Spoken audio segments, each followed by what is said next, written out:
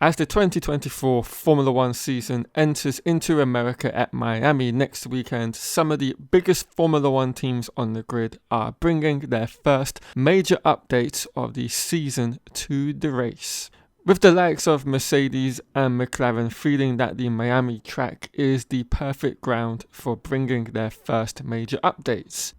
And in this video, we're going to be discussing what each of these teams are bringing to Miami and what they're trying to alleviate from their weaknesses across both of their vehicles. And we're going to start with the McLaren and their MCL 38. So, as we know for quite a while now, McLaren are bringing their first upgrade package to the racetrack at Miami, and their whole overall aim is to look at race pace and the overheating issue that has plagued them throughout the opening portion of the 2024 season.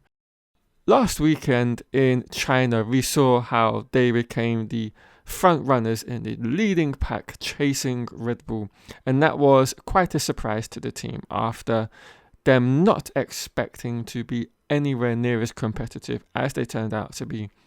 And if we look further back to last season, they had the strongest development path out of all of the teams on the grid, and I think that stands them in great stead for this season. And with it, they're going to be bringing particular components, some of which we do not know what they are, but we do know what they're trying to achieve with these upgrades, and that is to keep the tyres in the right operating window over a race distance, as currently they're overheating their tyres and that's their primary issue. So look out for what these updates will be, and I will have a follow-up video on each individual upgrade package next week once we see them in the pit lane, probably on Thursday. Moving away from McLaren, we now come to Mercedes, which has had a much more in-depth and well-documented understanding about what their upgrade package is going to be and what they're trying to get out of it. That's thanks to some of the information over on Formula Uno, as well as the debrief that Mercedes always releases on their Formula One YouTube channel. So with both of these separate sources of information, we've been able to understand that they're bringing new floor and side pods to the car, and their overall aim is to create a better balance within the car as well as a operating window for all of these updates to bring to the car. I already created a video on this a little bit earlier this week, so I will now be using footage from that video to explain what this upgrade is all about.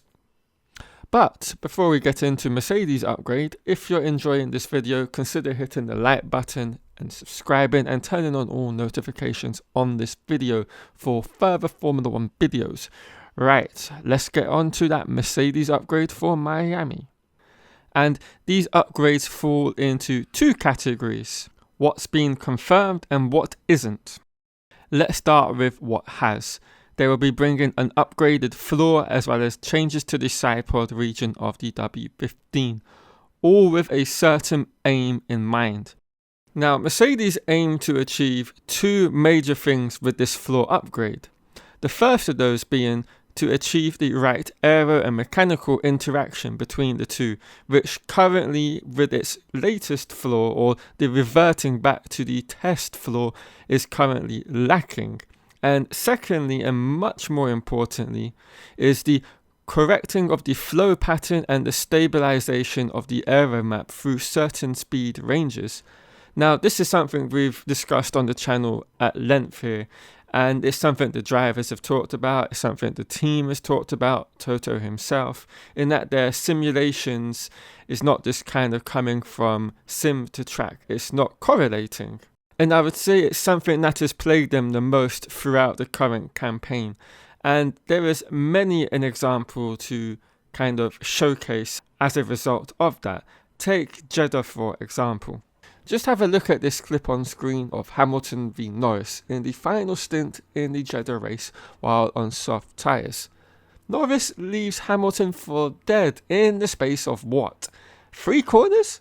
That is crazy to witness visually. And it can't continue to happen for much longer. So will Mercedes find a problem? If we study the data from qualifying in a little bit more detail, you can see that Mercedes, in the hands of both Russell and Hamilton, were losing over half a second to the RB20 and Max Verstappen, and then 0.4 of a second to the AMR24, MCL38 and SF24. Now that is a huge number of cars to be losing that amount of lap time to in just one sector alone.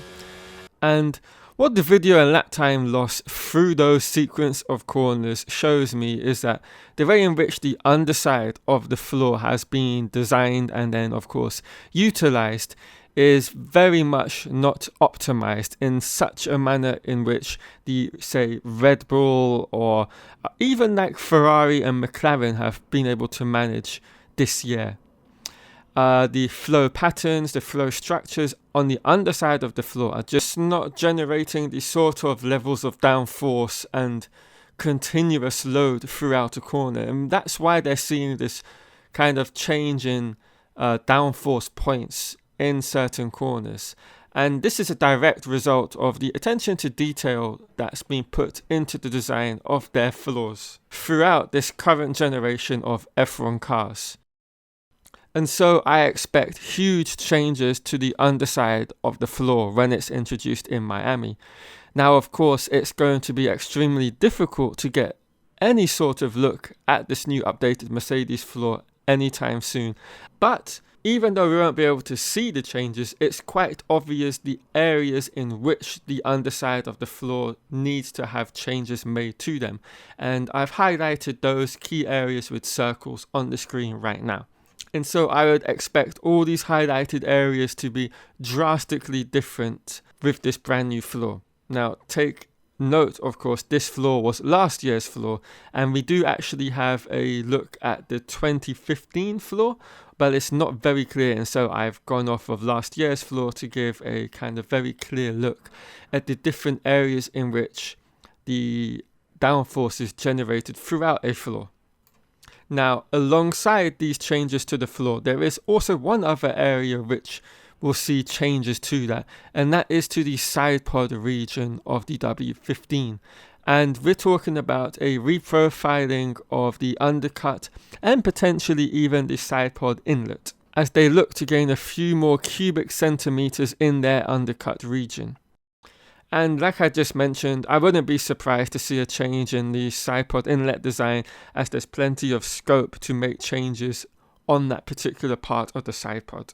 The only question in my mind that is posed is what kind of route or direction are they going to take? Are they going to kind of go down the Aston Martin avenue? Are they going to go down the Ferrari and Red Bull sort of avenue? Who knows? Only time on that particular question will tell.